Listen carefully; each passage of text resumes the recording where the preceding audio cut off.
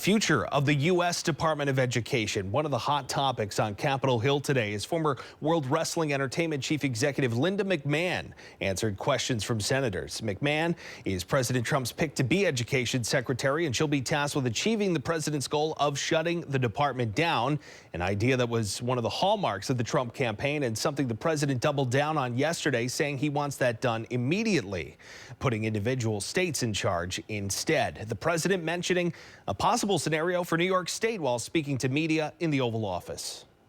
As you look at New York, you give it to Westchester County, you give it to Long Island, you give it to Nassau County, you give it to Suffolk County. Same thing you go out to, and you give it to upstate New York. So you'd have 4 or 5 sections. You give it to Manhattan.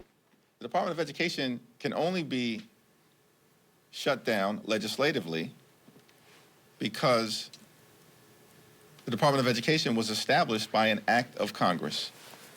Where are the House Republicans?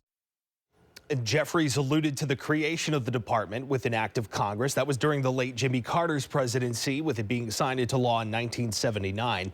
And that was a key point being made by Democratic senators and Vermont Independent Senator Bernie Sanders as they grilled McMahon on the role Congress would have to play in making President Trump's plans a reality.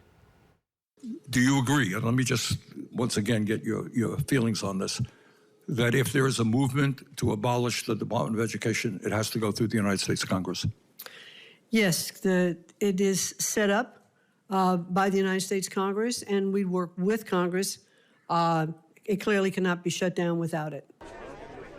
Teachers and those against McMahon's confirmation held a protest led by the National Education Association Union, arguing this will lead to dismantling public schools, and they say it's an attempt to dismantle democracy. The questions over the Education Department's future come in the wake of Harvard and Stanford universities finding American students are half a grade behind pre-pandemic achievement levels, with no state showing improvements in both math and reading between 2019 and 2024.